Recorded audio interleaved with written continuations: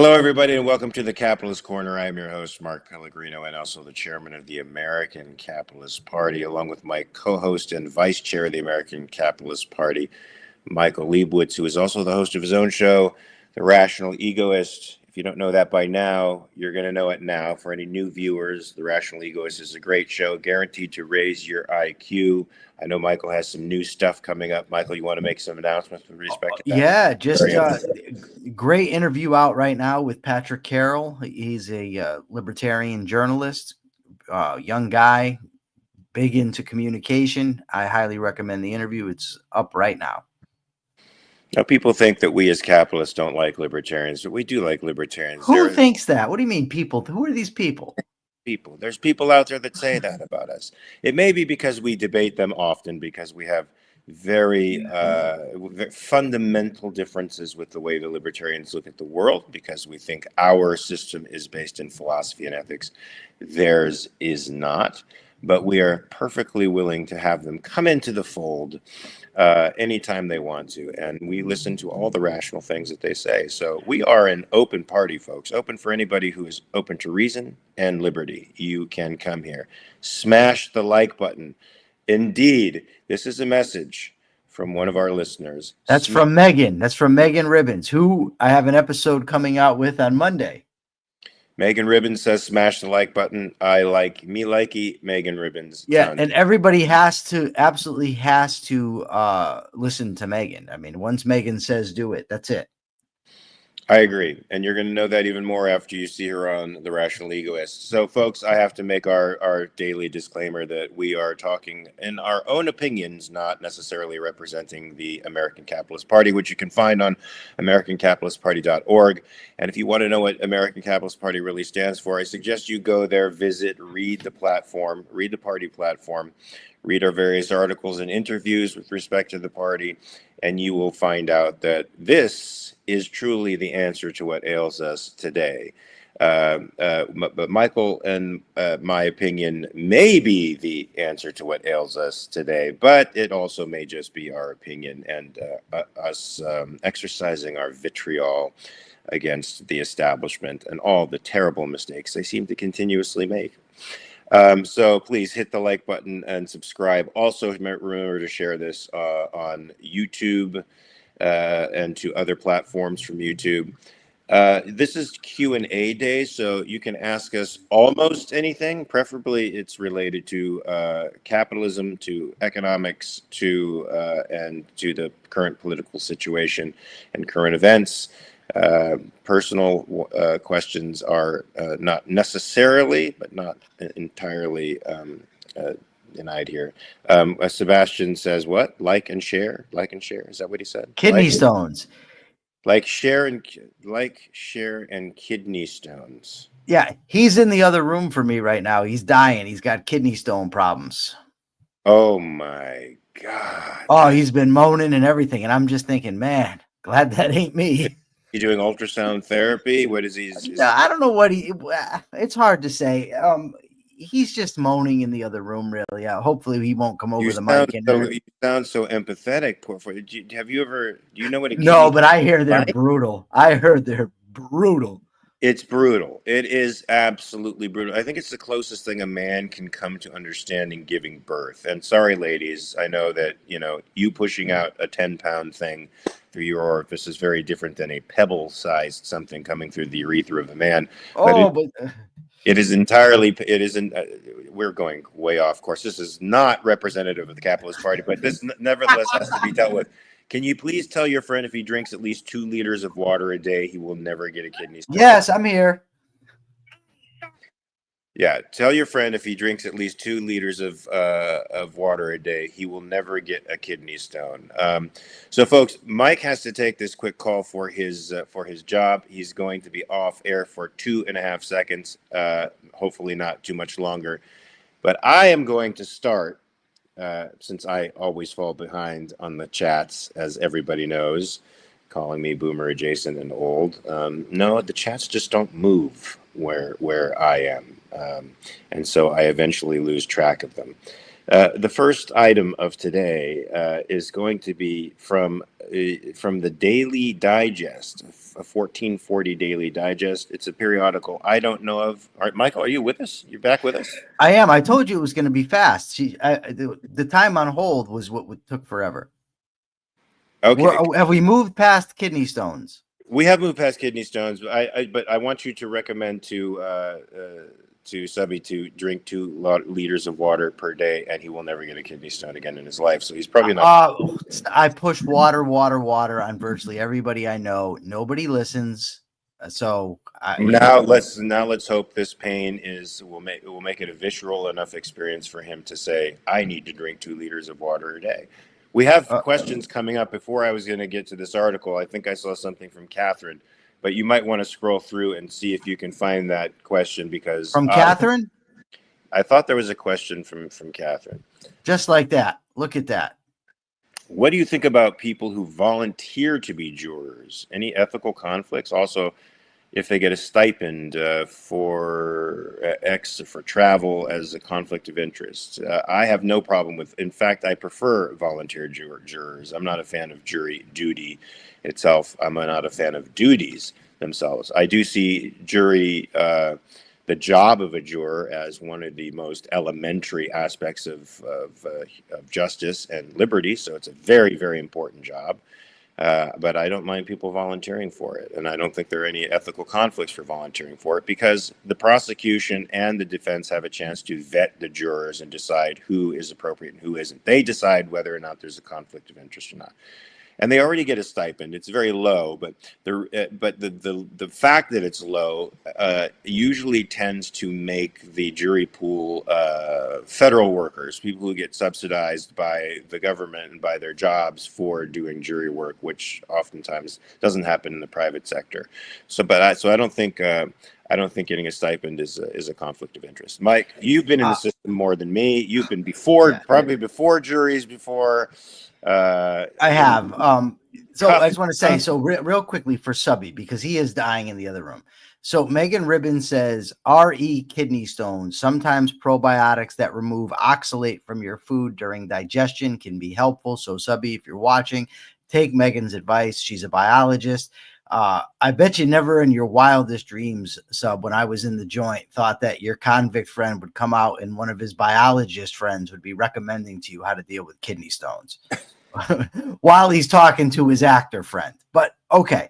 So I actually do not believe in compulsory jury duty at all. I don't. I've had debates with fellow objectivists about this issue. I think that it's a violation. Are you saying there's objectivists that believe in compulsory jury duty?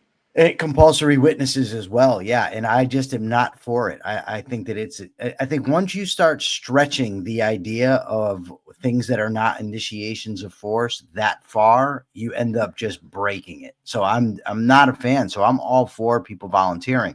But Ian Gilmore made a good point, I think, though. He said that as long as they're not picking the case. Because that'd be a little weird, right? Like, well, I mean, they could, but it doesn't matter, because the prosecution and the defense get a chance to vet them, and they can. They do, but they only get a couple of what they call peremptory challenges, where they can just dismiss. They're not challenges. They get to dismiss a few. I think it's 3 in Connecticut, where they can just say no without any reason at all. Then they have to make an argument for why the person can't be on the jury. No, that's fine. And so somebody saying they picked the case, that's prejudicial in my view, and that should be almost obvious to any judge that they could be dismissed. Yeah, well, the problem is if somebody volunteers for a particular case and then they just go in there and lie about their viewpoints, they could get by. I'm for it. I would not. I'd be very skeptical about. That's my position anyway, about allowing them to. The whole system of compulsory jury service anyway incentivizes lying. It incentivizes people lying to get out of jury service. So the whole system of compulsion is clearly always a clusterfuck. All right, we've got a couple good questions coming through. Question from Allie Beard. Michael, you don't get accused of being a libertarian. Mark gets it all the time on his wiki that I have to remove it. The most outside of him being called Lucifer. as an occupation. Yeah, especially because I called myself a libertarian for 20 years. And to be perfectly honest, broadly speaking, politically, I say that objectivists are politically libertarian in the sense of we believe the purpose of government is to protect the lives, liberty, and property of its citizens. The problem is once you get into libertarians, it encompasses so much from, what they call minarchists to anarchists, people that don't believe in intellectual property, that I've stopped calling myself that for that reason. But I mean, there would be no broader libertarian movement to the degree that it is without Ayn Rand. So they certainly are, when it comes to politics, adjacent to us. So yes, I do get mixed up and called a libertarian. And I really don't care all that much as long as I'm able to clarify my views. I don't call myself that because to me that obfuscates what I actually think. But if somebody were to say that to me and then give me an opportunity to expand, I'd have no problem with it. Well, plus, it's just a matter of time before you get a wiki page. So you don't have a wiki page yet, but when you do, people are going to call you a libertarian. Not only because you called yourself one at one time, but because that's the only popular party out there that they can sort of pigeonhole you into, since they can't pigeonhole you as a Republican, they can't pigeonhole you as a Democrat. Well, they say he's got to be. They can pigeonhole me as American Capitalist Party, though. Yes, they can. Now they can. Now that it's an actual thing, thanks to our esteemed Secretary Ariana Sneath and her hubby, our treasurer, Alex Sneath, helped to actually make this a legitimate party, which you can go to at AmericanCapitalistParty.org. Did you call him Alex Sneath just now? I called him Alex Sneath. He's not Alex Sneath. Why? Because it's Ariana Sneath and Alex, I forget Thompson. Now. Yeah, but he's got a lot of names, so sometimes it gets difficult to keep track. I'm done with the pseudonyms, man. I'm calling him what I'm calling him. All right. He's Alex Sneath to me. And he's also Alan Thompson or something. Alan Thompson, that's it. Alan Thompson and Alex something else. I don't know which is right. I never know which is right. So I'm going to call him whatever comes to mind. But wait, Michael, I wanted to talk about one of the essential differences here with us and libertarians. Is there a libertarian out there? You can tell me this since you know much more about libertarian individuals in the party and have interviewed far more of them than I've talked to. Libertarians tend to think of, they don't even look at the government as the founding fathers did, as a necessary evil. They look at that's too broad of a stroke that you're striking there. So you're saying, but no. Why you didn't even hear me finish the point? No, I'm clairvoyant. Well, yeah, you're going to find you might not be, but capitalists like us look at the state as a necessary good, not a necessary evil, but a necessary good. Are there libertarians out there that look at the government as a necessary good? Okay, first of all, I hate that formulation. I hate when someone tells me the state is a necessary good. It just sounds to me so contrived and so forced. Are you calling me a pretentious? It's not. I've just heard so many people say it, and I do think like that government. Richard Salzman, just off the top of my head. But that's not so many people. That's one dude from Duke. That's University. One guy that I can name that I remember, but I've seen it online. I think I've seen Keith Weiner say it. Keith, if you're listening and I'm wrong, I apologize. Well, Keith Weiner's a good guy and he's smart. He is. Not about money. But I so can't. Far you're talking about smart guys who are saying this stuff. Well, Richard Salzman, I don't know. I'm not going to go so far as to call him smart. Richard Salzman exposed me to free banking for the first time in my life. So well, I debated Salzman twice, and I think I exposed him for something else. But either way, what would be that something else? Well, he's one of the guys that argued with me about this jury duty stuff. But anyways. The reason people sometimes come out with that government is a necessary good, it's just responding. And you talk about the founding fathers, but the founding fathers, notably Thomas Paine and I think George Washington, said government at best is a necessary evil. Now, of course, objectivists are going to respond to that and say, well, there's no way you can say evil is necessary, and we can get kind of autistic about it, right? But I don't care to do that. I know what is meant when somebody tells me that government is a necessary evil. It means that there's a high possibility, and it always has throughout history, resulted in doing bad things. What we want to do is restrict it to being good. But there's certainly there. I mean, there's objectivist libertarians out there. A lot of the top libertarian thinkers were highly influenced. I mean, if you're looking at Stephen Kinsella, Sheldon Richman, Walter Block. Walter Block was. I think I just argued with Stephen Kinsella like literally 2 days ago. I argue with him all the time, Okay. but I've debated him on my show. I think 4 or 5 times. He didn't say a very intelligent thing, I have to say. Okay. I know he's a great guy to you, and he's nice to me. He's prickly, I get it, but he's nice to me. But can we get back to the point at hand here?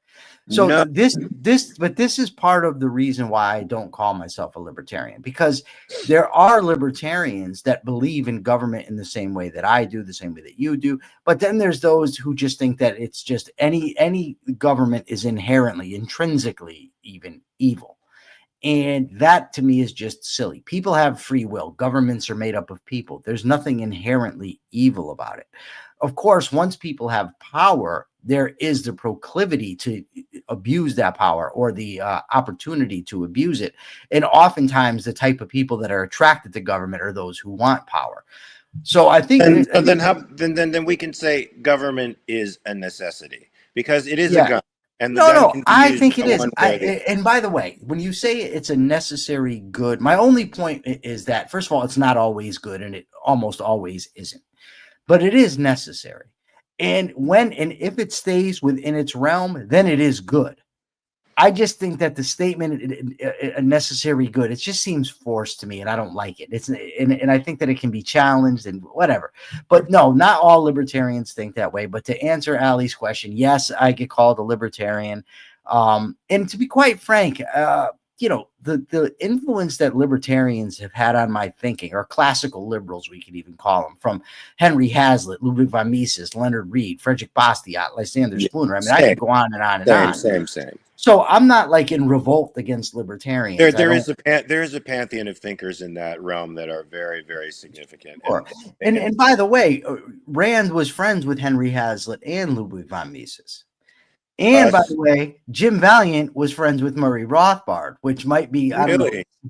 Oh, you didn't know? I didn't know this. Oh my God. That must have been. We're gonna get to Rock's question in a second, because it's great. I'm gonna post it for now. Wait a minute, I have to read something deeper what Diego wrote, because he's doing a sort of You're so far back, dude. Because once I start looking for a question, my conversation doesn't move anymore.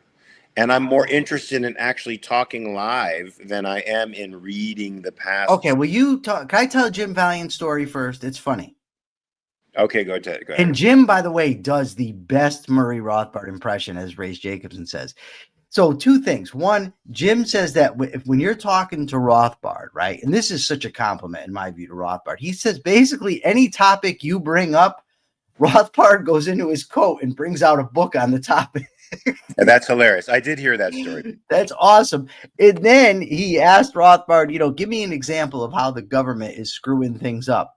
And Rothbard says the goddamn chocolate. He says nowadays the chocolate's all waxy. When I was a kid, the chocolate was good, and now it's ruined. Oh, that's true. But with Jim's voice, it's. But wait, I've never. Okay, address Diego speak. So I've never heard Rothbard speak, so I do have to hear that imitation, because I actually happen to be a very good mimic, and I would love to. Murray Rothbard. Here's the way I envision Murray Rothbard speak. First of all, I envision him with body odor. I don't know why, because he just seems like an intellectual who will not bathe. A little like. Maybe. But the polar opposite of Marx.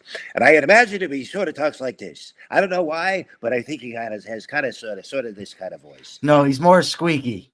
More squeaky? He's up there like this. He's going, well, I'm Murray Rothbard. I have things to say about libertarianism. I wrote the Libertarian Manifesto. No, you don't sound like him at all. That's horrible. That I don't know. I'm just guessing. Yeah, we got so much in the queue now here. Diego, before we get to the really deep question of Roth, which is a great question, by the way, and I'm going to leave this to you, since you were in the prison system for 25 years and were abused by the prison system for 25 years and wrote a book about it, which is in my queue, by the way. Oh God. I just want to say this. Deeper with Diego is bragging. Okay, this is way back in the. All right. What did he say? Don't try to rush me. I'm Well, we've busy got so making much a here, and you're thing. telling me about this stuff. He said I had an IED explode under my Humvee in Iraq. I think that experience beats a kidney stone and giving birth combined. Yes, I'm doing the my story is better than your thing. Sue me.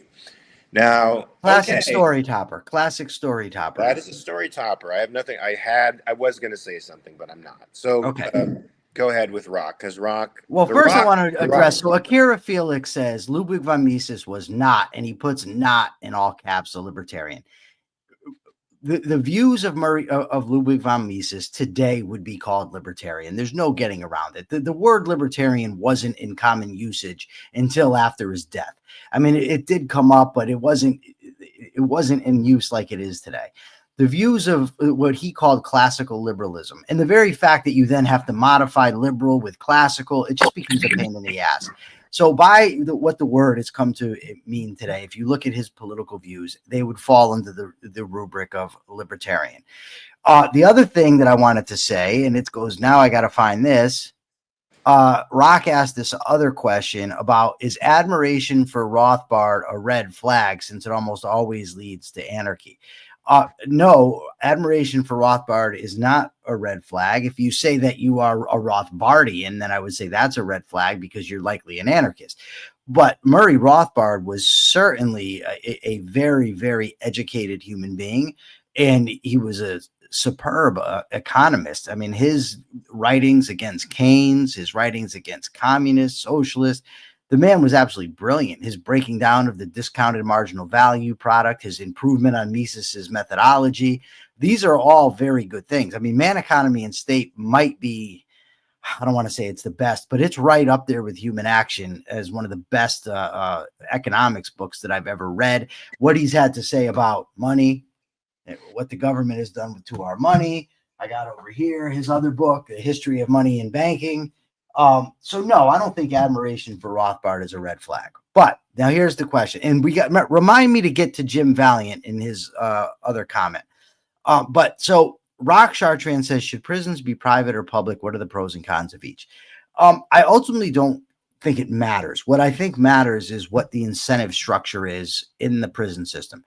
So right now, there's no incentive to reform offenders. And people will say, well, it's not the government's job to reform offenders. And I would say, okay, I wouldn't necessarily disagree with that, but I think that we know the methods that do help to reform offenders. And given that 95% of offenders are getting out, it's in our self-interest that they come out not criminals anymore, not rights violators anymore. So right now, if you look at the state prison system, you have a correctional officers union that's very strong. They get paid no matter what. There's no real oversight of these places. So there's no incentive to even enforce rules consistently or to develop rules that make sense. Now, the private prisons in America, the way that they're run is they get paid based on how many beds they fill. So again, there's no incentive to reform. If anything, it's the opposite. You don't want to reform because you want to keep your prison beds filled. There's a company, though, out of the UK called Serco. It's all capital, so it's probably an acronym that I just don't know, but it's SERCO. And it runs private prisons, but the way that it runs private prisons is based on, it incentivizes drops in recidivism. So the staff actually get bonuses based on how much they drop the recidivism. I don't think that's perfect, but I think that moves toward the type of model that we want. I think that we should be, they should be incentivized to stop escapes, to keep violence within the prison system down. Now, let And me ask you a to stop question. recidivism. I agree with everything that you're saying, but do you think those incentives are more prevalent in a private system than a public system? In other words, If the private system would like yes, for but you have to qualify, because the way that private prisons in America are run aren't like that. But they're not really competitive prisons. They're not really run based on incentive structures. They have contracts with the government, and that dictates the incentives that they have. Mark took off. I'm on my own. Mark, do you have any other questions about this before I get to No, I thought you answered them very well. I knew you would be the expert in that. And I remember you talking about the incentive system, which I You actually turned me around on that perspective, because I thought prison should purely be a place of punishment. But you reminded me that a vast majority of these guys end up going out into the world again. And since they're going out into the world again, you sort of want somebody who's going to be attuned, as socialized, and understand that he can't use violence anymore to get what he wants. And for that, they need incentive structure. Right. So you sort of convinced me of that. From a pure, one could say from a pure justice perspective, that all somebody, the person involved, deserves is to be punished. But we don't do rehabilitation as a gift to the offender population, right? The reason you want to do it is so that it benefits you when they come out. They're not going to victimize you. That's the purpose, is that you're not doing something for offenders. And by the way, if you're focused on rehabilitation, it's not going to be like the guy's going to a summer camp where he gets to just dick off all day. He's going to have to work very, very hard. Agreed. Now, James Valiant's question is something that I agree with. The jury service should be voluntary. Witnesses are another matter. I actually agree with that as well. I do. Of course you do, because if anybody else in the audience said that, you would have disagreed. Not true. Oh, bullshit. True. Yes, you would have. But here's the thing. This is the thing. I've argued with him about this. I have argued with him about this. This is pure lost. No, I did not. This is pure codswallop. Look. Codswallop. Codswallop. Yes. Explain that word to people. Codswallop is bullshit. In here, it's stuff that doesn't make any sense. The reason jury service should be voluntary is because you have to use force to compel people against their will to come forward and participate in juries. The reason witnesses should be voluntary is because otherwise you have to initiate force against them to compel them to come forward. In the case of a jury, if nobody volunteered to come forward, the system to volunteer as a juror, the system would fall apart. In the case of witnesses, if witnesses didn't volunteer to come forward, the system would fall apart. In principle, there's no difference. If you can identify it, well, go ahead. Let's hear it. Let me hear it out. And if we got to bring a witness to a crime, a witness who actually can in one respect or another determine the guilt or innocence of a person of the person accused, is a far more fundamental human being to the process, even than the jury. This person can determine whether the person is guilty or innocent and refuses to come forward, especially with all the things that the system can do to maintain their anonymity so that their lives can't be threatened and so that they can be protected. That, to me, that person who has that information that can either exonerate a person or convict them, that person needs to be compelled if they refuse to come forward. Now, so in that respect, how is that not an initiation of force? Rothbardian in that. Hold on. How is that? I just want to know, how is that not an initiation of force against that person? It's not an initiation of force in the sense in the sense that the has that person used force? By witnessing a crime, by witnessing, but they are in the process of justice. No. Don't get into the codswallop. I'm not. It's not codswallop. It is codswallop. They are in the process of justice. In other words, justice for the accused right now depends upon. What about justice for the witness? Justice for the witness is maintained in their anonymity. No, well, first of all, the idea that you're going to keep them completely anonymous, we'll put that to the side for a second. But how are you not initiating force? If the only fear that they have is retribution, why would they not come forward unless the only fear that they have is retribution or exposure of some kind that would put them in harm's way? And if that is eliminated by the court, then I think they have a responsibility to come forward. I don't care what you think their responsibility is. No, because you're not addressing the fundamental question.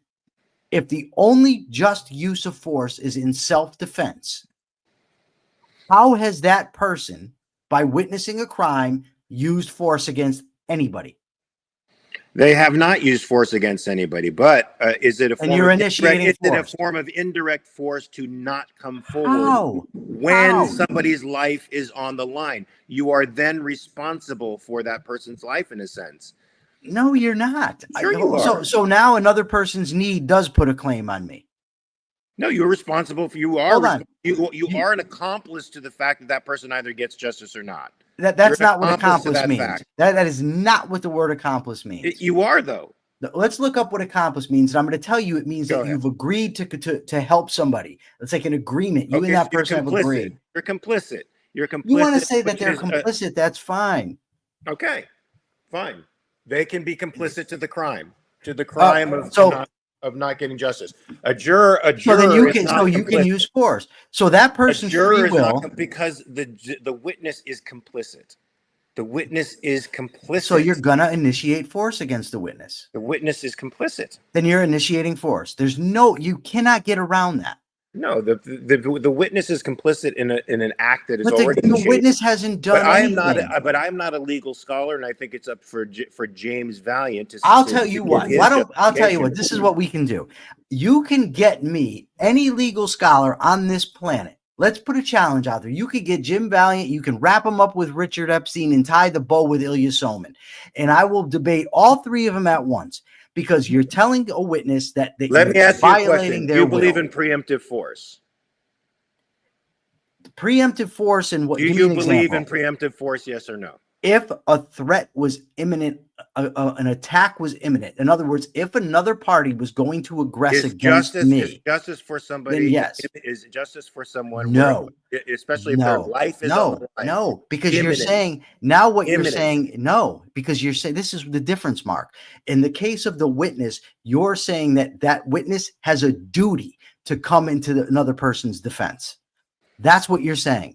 No human being has a duty to come to another person's defense. In the general terms, I would agree with you. I find this situation different. In that I find a complicity in the act or in the act of either determining one person's life for better or for worse. And now I want to just tell you a story that has special resonance in Connecticut, where I'm from. And I happen to know the guy. And by the way, I actually know him and happen to like him. But justice would say something different. It would say that he deserved a different fate. In 1998 or 99, there was a guy in Connecticut who was charged with a murder. Mm-hmm. The witness against this guy was, I think, a 9-year-old boy or an 8-year-old boy. The guy who was in prison, his brother executed that 9-year-old boy and that boy's mother, because they were witnesses against his brother. Now, as an aside, that guy got a mistaken pardon by Joe Biden, because what happened was he finished his state sentence, which was for the murders, and he was to do 38 years for drug crimes in federal prison. Joe Biden passed a blanket pardon for all nonviolent drug offenders. And this guy would have come up in federal prison as a nonviolent drug offender. He was released, I think, yesterday or the day before from prison. But the point is, when you're telling somebody that they're going to have to be a witness, you're telling them that they have to put their safety at risk. No, I qualified. Benefit somebody else. But that's fiction. But I qualified it with protection. Okay, so what kind of protection? You're going to put them in witness protection? And force them to change their lives around? I qualified it with protections, and they can be. It doesn't have to be witness protection. No, not necessarily. But I'm sure that there's no legal means by which their names can be withheld or redacted from any records from public records. Well, Mark, let me ask you a question. If there's you, me, and Robert Nacer somewhere, it's the three of us, and Robert Nacer kills you. And now they call a witness and say the witness is going to be a secret. You think he doesn't know who did it? Furthermore, the idea that you're going to keep him anonymous, that deprives somebody of their Fifth Amendment right to confront their accuser. They have a right to confront witnesses against them. How are they going to do that if you keep anonymity? Now you're violating the Fifth Amendment to do that. They have whistleblowers that come on shows like 2020 all the time in silhouette with their voices disguised, and But that's not what they do in criminal trials. But why can't they? Why can't they do that in criminal trials because of the Fifth Amendment, Mark? The accuser, Mark, because of the Fifth Amendment. How could I impeach a witness if I don't know who the witness is? Well, How could I call that witness's character into question if I don't even know who the witness is? How could I? What if the guy's a convicted felon multiple times the over? process What can't the prosecution know this stuff and still the prosecution would have the incentive to hide it. I mean, I'm sorry, not the prosecution. Couldn't the defense know this stuff? But how does he challenge it? How does he challenge it if he can't know who the person is? That person has a long history of lying to his family and friends. How do I know that? How do I challenge that? That person has a violent past. How do I challenge that? You can't. Now, Robert Naser said something earlier. He said, well, by this logic, you can't have a government at all. And I would say that Robert then is agreeing with the anarchist whom I argue with, because a government can be voluntarily funded. As long as it's voluntarily funded, it's okay. But a government that uses force to compel people to pay into it. No, he's saying the justice system probably couldn't work unless you can. No, but no. You're just seeing one of his comments. I'm going back. But the justice system, look, I can see the justice system working with a completely voluntary system of jurors, of course, because the risk to them is minimal. The justice system might not work if witness testimony couldn't be compelled from people, in which case lots of people who are guilty would get off and be able to. This is what he says. This is what Robert said. Over again. It is an initiation of force only in the sense that the very existence of the justice system of government at all is an imposition. Well, I mean, that's an anarchist argument that says just on its that against our system of government itself. It says the state itself is force, and so is illegitimate. It can't exist but by initiating force with people. It's super hard for me to wrap my mind around the fact that you cannot. I'm seeing what you're saying. What you're saying makes absolute sense, but I also don't see the system as working if you can't compel certain kinds of testimony from people. The idea, first of all, that this would be such a problem. Subpoenas. You're against subpoenas. Yes, absolutely. And I understand there are cases where a person would get off. Yes, because of this. I'm not denying that. It's bad people, super bad people. Yeah, yes, there is. But in a free society, it's risky. You have inherent risk, and you don't violate somebody's rights. And that's like the greater good argument. That you're going to violate this person's decision making. What if the person says, "Well, I see that every single thing that I could fall back on falls back on premises that I disagree with." They're saying Lee says, Sebastian, go drink water and lie down. Drink water, and also drink cranberry juice, real cranberry juice, not the stuff with all the corn syrup in it. Yeah. So every argument that I'm coming up with does rely on a premise that I don't agree with.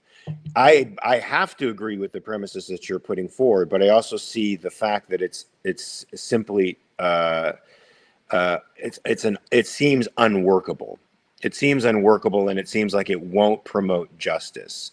And I'm not sure how to deal with that paradox, to be honest with you, because I know liberty is sloppy sometimes, and that there will be people who could get away with terrible things because there will be people unwilling to come forward because of the risk to their lives. They shouldn't have to risk their lives. In the same way that if somebody's attacking somebody in a subway, you're not under any moral obligation to go save that person if you don't have the skills to be able to do it. That's for sure. What if you do? Do you then have an obligation? I mean, illegal. No. I'm saying, do you have a legal? No. What's the difference? Not necessarily. What is the difference? Not necessarily moral either, but because your life is at risk, and it depends, and that person is a stranger to you. They're not necessarily a value to you. You're not under any moral obligation to do it. But I am as a witness. No. You've already proven your point to me. You've already proven your point. So we're not. You fucking spiking the football. You're spiking the football. Yeah, I think Jim has left because Jim hasn't had anything to say. Only because look, as I said, I have to back up those premises about compulsory witness testimony by premises that I disagree with. So in the end, I have to be consistent. I have to agree with you.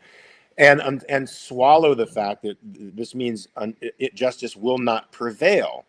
And I am a huge proponent of justice, and sometimes that means you know me, I'm a pug. I will I fucking got it, but okay. you're neglecting the injustice of forcing somebody. So Mark Ashby says compelling a witness to the stand is not force against the mind. It requires the report based on their own rational judgment. It absolutely is force against the mind because that person's mind is telling them not to testify, and you're telling them they cannot rely on their rational judgment not to testify, and that they have to. Yeah, Mark, you can't win this argument from an objectivist perspective. Now in truth, I haven't thought deeply about it, and I'm sure James Valiant Oh, has. he's back. Okay, I haven't thought deeply about this, so maybe he can justify it on premises that are not paradoxical to objectivist morality. And look, I don't want to lose people over this argument, by the way, because every time we start talking philosophy. No, we're high in here. Jim Valiant, what say you about we do a show where we debate this issue? Jim, no, look, but not even just a debate. If you want to, can you make a compelling case for why a witness needs to be compelled to testify in a case, but a jury person ought not be compelled to jury duty? Because I can make the case for a jury person not to be compelled to jury duty because it's consistent with my objectivist principles. Jim Valiant cannot. Let me tell you what happened, right? Listen, and this is perfect because Jim's not here to defend himself, so this works perfectly for me. Don't hit a man while he's down or while he's not present. He's not down. Jim used to be on my side on this until Leonard Peikoff got a hold of him. Well, that's a significant person getting a hold of him. It's a significant person. I'm sure Leonard Peikoff was able to make a very interesting point with respect to this. Let's see. Let me see if I can somehow get Jim on this panel, and we'll let Jim come on and talk. But I got to figure out how to do this. Let's see. What I got to do is email this to me. Email the link to me. Don't think out loud. Make those your inside voices, please. And I'll scroll through for any more comments, but socialism tied to altruism. Socialism is tied to altruism, says Deepo Diego. People understand altruism as being nice. This is an emotions-based argument, which is the purview of teenagers. Yes, that's true. And I think that's why so many people from the ages of 16 to, I think, 24 are the ones who are voting for a socialist in New York City. One, they don't have any real experience. They're probably dependents, probably students going to school, don't understand what it's like to pay taxes, don't understand what Mendami could do to that. If he has the power to do what he says he's going to do, what he'll do to New York City. Jim, I sent it to you through Messenger. If that doesn't work, let us know and I'll email it to you. Jim, please come on, because I can't figure out a way to get around objectivist ethics with the compulsion of the witness, even though my heart tells me that you gotta take the bad guy down. So just like Michael, my heart would tell me, if an old lady is being attacked by some crazy guy, that I should probably choke the guy and unconscious if I can. That's what my heart tells me. Now, he may have a knife or a hatchet or something that makes the situation a little bit less amenable to me being able to defend this person by myself. But I still feel a sense of it's not duty, but I would want somebody to help me in a situation. When I see people on trains getting assaulted and everybody's filming the event, and if all of the people who were filming it actually got on top of the guy and subdued him, the violence would be over. That makes me feel a sense of injustice being practiced in society. I agree with you. And by the way, I think an argument can be made that ethically you should help. But whether or not ethically you should help is a different story than whether you can be compelled to help or punished for not helping. We agree totally on that. Michael, Ali says, can I ask a follow-up question to my previous question about libertarians? Of course you can, Ali. Yeah, you can, but you got to get it up there before Jim shows up. Because Jim's going to show up and he's going to embarrass Michael. Totally. Oh, no. Okay, so Jim can't appear today, so please send him a subpoena for a future appearance. Perfect example right now. So one could argue that I have committed a murder against Mark Pellegrino today on this topic. And why isn't Jim being compelled to show Well, up? you did not commit a murder, my friend. No, because I didn't initiate the violence. It was purely in self-defense. Nobody initiated violence against anyone. What we did was we went on the mat together. We shook hands and bested me. You bested me. But by the same token, I bested myself because I can't come up with something that contradicts my own values either. And I'm looking for somebody to see if this witness compulsion is compatible with objectivist ethics, because it doesn't seem to be. Maybe listen, I have plenty of things that I need to talk to Jim about on the Rational Egoist. Perhaps we could get Jim here and I will debate Jim on the show. Jim is at the fucking doctor. What is the fucking doctor? Robert they have a doctor. Hold on, they have a doctor for that? Robert says if the existence of the jury of the justice system at all requires the duty of a witness to appear, then there is no alternative other than anarchy. That's not true. Okay. Well, who said that and where? I don't know where you are. You're so I'm far at the back. now I'm at the very end of the conversation, man. So you better scroll all the way to where we are presently. Because I'm at the absolute bottom, and at the bottom it says I obviously got the wrong PhD. I was at the bottom. Robert says that the topic has derailed the whole show. That's all been up there for a while now, where Jim said he went to the doctor. So wherever you are, okay, here's the question. Allie has this question. Let's put it up. Where'd it go? Oh, I put the wrong one? Okay. Michael, have you ever been called things outside of being a libertarian? I have removed interested negative things. Yeah, I've been called all kinds of things. I've been accused of being a Trump apologist. I've been accused of being a Zionist. I've been accused of being an apologist for Palestinians. I've been accused of being a communist. Yeah, I've been accused of all kinds of things. Basically, what people do is they see if you disagree with them on a given issue, and then they just assume that you're representative of everything that disagrees with them on that issue. Keep reading the question, though, because you'll see what people call me on Wiki. Okay, the question wasn't really about you, Mark, but I guess we'll get to you. Well, no, because she qualifies it with. She says I have removed interesting negative things from Mark's wiki, like being called a Nazi and other horrible things. Yes, that's absolutely terrible. A Nazi, an individualist being called a Nazi. Yeah, it's ridiculous. Hey, Mark, speaking of interesting things, you want to tell the group about my hypocrisy from yesterday? I think yes, as a matter of fact, I do. Thank you for reminding me. So I happen to be calling. Michael's like, you got to give me a call, man. Give me a call. So I'm like, he calls me while I'm in jiu-jitsu. My dog is now breaking through the pillow barrier again. He calls me while I'm at the academy. So after I'm done training a good hard jiu-jitsu session, I call him back, and lo and behold, about 15 or 20 minutes into the conversation, he tells me my windows are down. I've got you on speaker, but the windows, make the wind really loud. So I actually have the phone up to my ear. He's actually doing the very thing that I did. Now, remember, the context for me with the phone was that this was just after the law came out. So this is many, many years ago. So Michael has had years to consider this law. And then, in addition to that, hearing my confrontation with the police officer, he still had the balls to put the phone up to his ear, knowing the entire time that he was a hypocrite. Well, let me just say, it wasn't like this. This is not how it was like this. No, it's up. It's up. It's yeah, up where but see, okay, so here's the problem. We were in the middle of a very good conversation. And I don't have air conditioning in the car, so I can't have the windows up because it'll be too hot. But with the windows down on the highway, it's so noisy I couldn't hear them. So I put it up to here. And by the way, I admitted it immediately. And I brought it out here today. So unlike Mark, who tried to defend himself and went through all kinds of things, I just defended yourself just now by saying it wasn't here. I was trying because I was being accurate. It's not a defense. This is just as bad. I'm still driving with one hand. This is by your ear?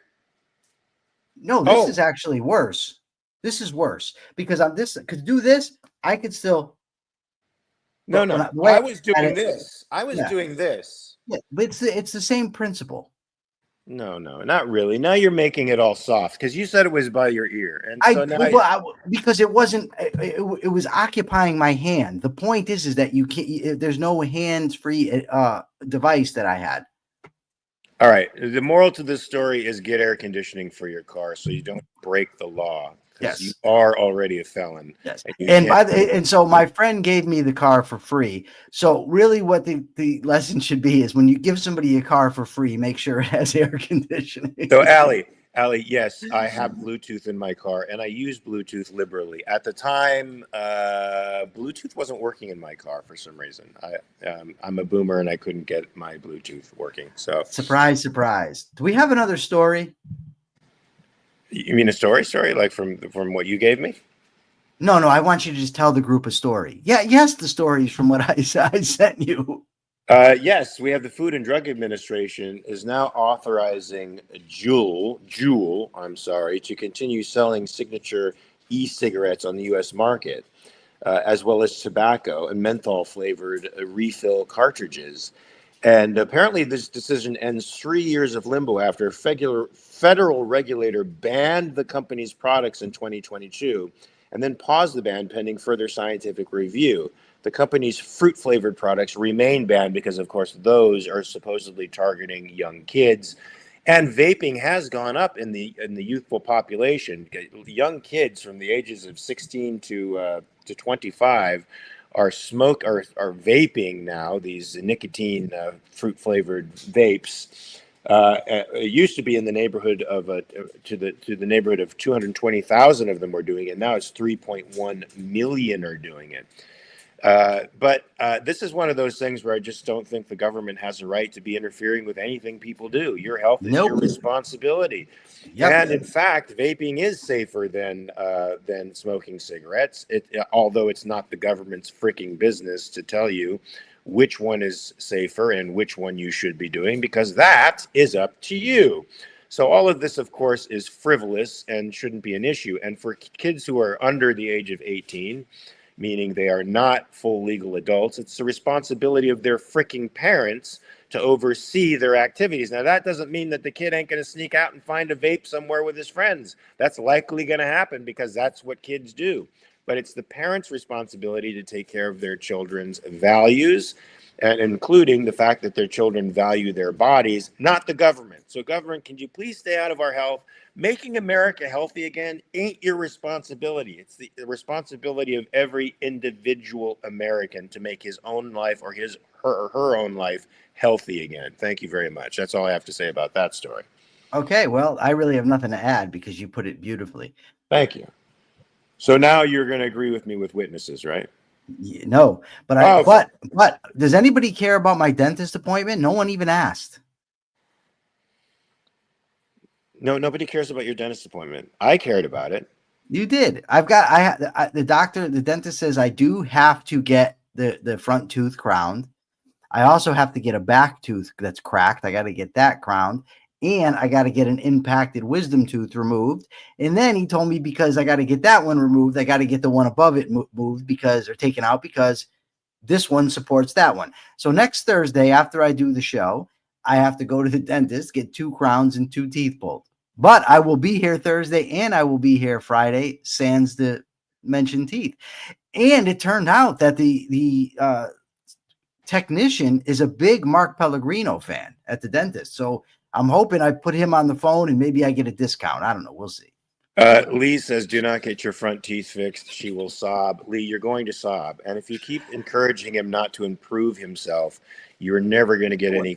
I told him, listen, if it was just aesthetic, I said, I like it. But he told me no. He said, what's going to happen is because it's cracked already, that it's just going to get worse and worse. And you're going to end up with no tooth at all, basically. Yeah, Lee, what you have to understand is when you damage your teeth, the structure of your teeth like that, it throws off your bite. When it throws off your bite, you start damaging other teeth in all kinds of awful ways. So it becomes a real health issue that you have to take care of. Here's a question from Lee for Mark. Mark, have you considered it's cute?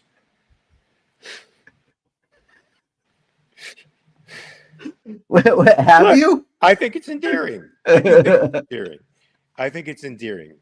But, you know, it's still harmful to his body, so he's got to get it fixed. That's just the way it works. There's an article in the Tradition of Liberty. Fusion, is that a magazine? There's a publication, Fusion. They're from the American Institute for Economic Research. I go there for a lot of stuff. They've got Fusion, they've got Daily Economy, they've got Monetary Economics, all kinds of articles on all kinds of things. And matter of fact, Patrick Carroll, who I told you the episode is out, I interviewed him. He is a writer there, and he has agreed he will join us on this show to discuss some economic issues and freedom issues. I love that. We got to bring that guy on, and maybe he can prove the witness case. Listen, so this article was about how the Democratic Party is in complete and total disarray. At the moment, they're searching for a message. They're searching for a leader. They're searching for, actually what they're searching for is a way to become politically viable again. And one of the things that the Democratic chair said, not the vice chair, David Hogg, who has since been fired, thank God, but the actual chair said, our job is to fight Republicans. Really? That's the job of the Democratic Party, and that's probably part of the problem why you're missing the boat right now, because your job isn't to fight Republicans. Your job is to have a principled take on governance. That's what your job is, and to present that principled take to the world. And contrary to what the article says, I think far from being lost, you're actually pushing towards the most consistent philosophical take of your party. And the most consistent, i.e. the extremists, are the ones that are becoming the loudest voices, who are acquiring the most followers right now and making the most waves. AOC, Bernie Sanders, and this guy Mandami are saying it straight out. The Democratic Party has turned into a party of socialists. They were socialists light in World War II. Let's face it, the brain trust that governed pretty much every decision Franklin Delano Roosevelt made were admirers of the Soviet Union. Many of them had visited the Soviet Union. They thought their system was good. They thought remaking society was the way we should go. So they were themselves socialists. They were themselves very amenable to communists, to the communist way of doing things. And that is the way the Democratic Party has been going for a long time. Now they're finally saying it out loud. And so to me, they're just becoming more consistent. Now, the moderating voices out there that think this is way too far, that government-run grocery stores won't work, that taxing the rich is only going to send them out of state, that freezing prices on housing and raising the minimum wage to 30. Dude, you know, there was a time when they said, if the minimum wage at $7 or $8 or $9 is good, why not raise it to 50, 60, or 100? This is now becoming a reality with these folks who have no concept of what creates the price of labor at all. And they think it's just an arbitrary figure that these fat cat capitalists make up so that they can make more profits. They have no idea what it actually means. So he's proposing a $30 minimum wage. Now, if he's able to get this past the city council and or whatever he can get past the government of the state of New York, if any of these things can be enacted, the Big Apple will become the Little Apple. Because it doesn't have to stay the financial capital of the world forever. That financial capital can move in the same way that Silicon Valley is starting to move out of Silicon Valley, California, and into Austin, Texas, and various other states that are more amenable to property rights. So this guy is literally a pure socialist. He admits it outright, and this is the new voice and face of the Democratic Party. And I think we as capitalists have an opportunity to take liberals from this section, from the people who are going to start jumping from this like a dog who's just jumped into a lake, for the fleas that are jumping off a dog who's jumped into a lake. We can maybe sweep up some of these liberals and take them under our wings and convince them that capitalism is a good thing. And why did you put that ship up there? Why did you put the ship up there? Lee is a troublemaker. Ship? What do you mean a ship? Lee is a troublemaker. But what is a ship? A ship. It's a relationship. It's a union between two people. Right? Oh my goodness. So in the supernatural world, Castiel and Dean, the ship between them is Destiel. Now, Liebogrino is a ship between Liebowitz and Pellegrino. All Make right. it go viral. That's all I can No, say. no, And no. it, It's going to become a piece of fan fiction that you are not going to read. And once you read it, you can't unread it. All right. So you don't want it to go there. why don't I want it? You'll see. All right. Let it happen. Let it happen and you'll I see. want to make it happen. This sounds fun. Allie Beard has good taste. She ships Samifer. Okay. That's Sam and Lucifer together. And there is a lot of controversy with that ship, by the way. And I respect the fact that Allie Beard faces the controversy first and accepts it. What did you think about this article, first of all, about the Democratic Party, sir? Oh, we're almost out of time, so I want to get your opinion about this article. With the My opinion on the article is basically that when you have a political philosophy that's very eclectic, that is made up of many parts, or a political party that's made up of many, many parts, contradictory parts, by the way. Contradictory parts. Yeah, the most consistent voices will likely win out, and I think that we see that happen in both ends. In both parties, that the most consistent end up winning out, whether it be consistent crazy or, on both ends, or consistent socialist, consistent nationalist, whatever. So I think it's my turn to do the yes, but I have to say one thing before you get sure. Before you get into the capitalist thought of the day. Robert says, okay, this episode is killing my brain. Okay, granted, it was on life support already, but I want to know why Robert's brain is dying because of this episode. Oh, no. We don't want to kill Robert's brain. He's got a big, beautiful brain. Got a big, beautiful brain. Me likey Robert a lot, and I don't want to kill his brain, but I'm interested in knowing why, and I'm slightly, can I say my feelings are a little hurt? Oh, I don't. He's got popcorn there up. I don't think that this is a problem. I think you're being a little too defensive. Okay. Lee says it's because we're too silly. I don't know. I like to be silly. I like to be serious. I like to be silly. I think that if you go too far in either direction, you end up not being a very good person. I think that it's good to be fun. It's good to be serious. I think the best politicians in the world had great senses of humor. I mean, one of the things that I liked about JFK, which is not much, but when he was in front of a press conference, he had quite a wit. So did Ronald Reagan. And these people are very interesting people to watch. They're very Lincoln was the same. Lincoln prefaced almost every cabinet meeting with a joke, and why not? I got a serious question about this ship stuff. If they got Liebogrino to go viral, would that increase the chances people would tune into this show? It's very possible. Lee, if you want to try that, I also recommend Pellegrino because not as good. Liebogrino is much better. I prefer Pellegrino. So okay, do Pellegrino. We'll give Mark. He's the famous one. He should get the first go here. Go Pellegrino. You post it out there, Lee. I will share it. I promise. Lee says it would, but I don't think she's being honest. Now, give us the capitalist thought of the day before we adjourn for the weekend, I might add. The capitalist thought of the day is that, yes, indeed, Mark and I are silly at times. We can, on one hand, have a very good discussion about compulsory witnesses and jury duty. We can discuss the rightness and wrongness of government interfering in our healthcare and individual choices. And we can also laugh about things like Liebogrino and Jim Valiant being at the fucking doctor. That is a good thing. And I think that you are far more apt to see that kind of thing in a free society, because in freedom, for one thing, you are generally happier, but also you are free to talk about the things that you want. We're free to joke. We're free to say whatever we want. And you, as the audience, by the way, if people don't like our philosophy, they're free to not tune in. If they think we're too silly, they're free to not tune in. Everybody gets to be free. And I think that that is ultimately the goal here, is freedom.